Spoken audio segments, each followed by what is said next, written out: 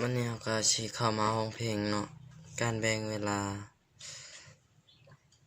ก็มีแต่ห้องเพลงเบิ่งเสียงแบบอัดเสียงจะได้อยู่บ่เราก็เข้ามาห้องเพลงสองเฮาห่างกันอยู่คนละแดนแต่เป็นแผน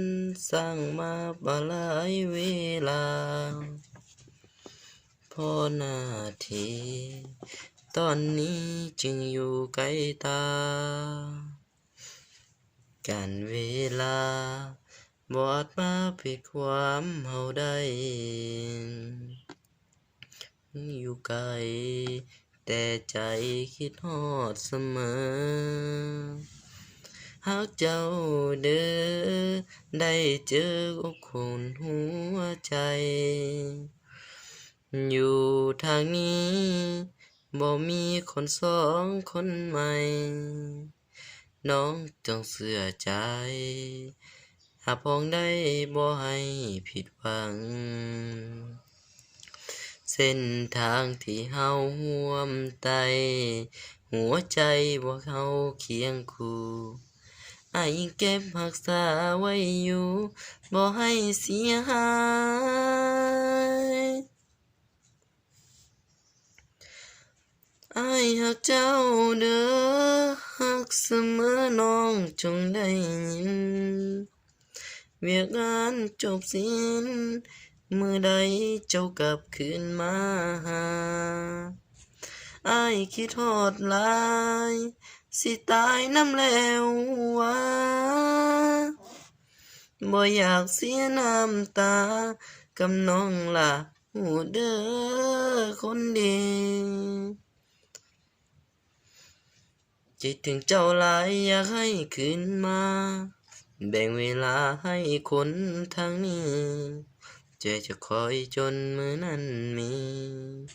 คือวันที่น้องกลับคืนมา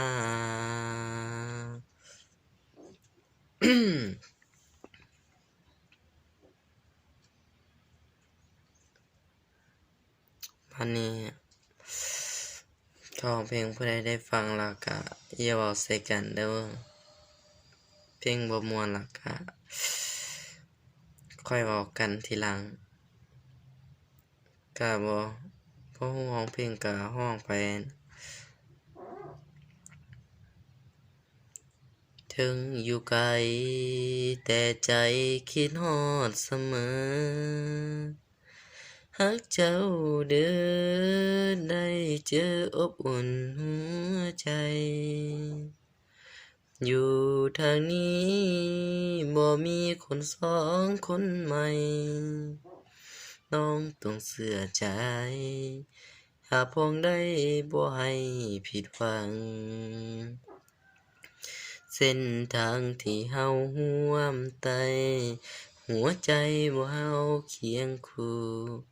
อ้ายยังเก็บรักษาไว้อยู่บ่ให้เสียหา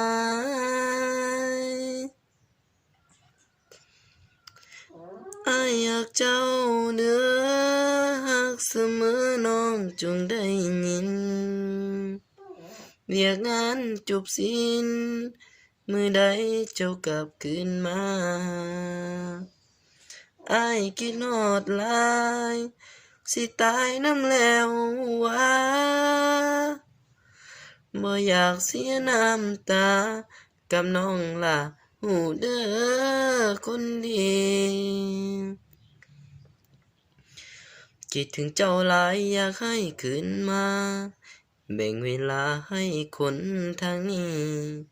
ใจจะคอยจนมื้อนั้นมีถึงวันที่น้องกลับคืนมาจะคอยจนมื้อนั้นมีถึงวันที่น้องกลับคืนมา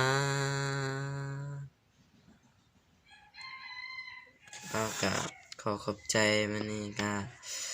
มีอย่าลืมกดไลค์ให้อย่าลืมกดติดตามให้เด้อ บายบาย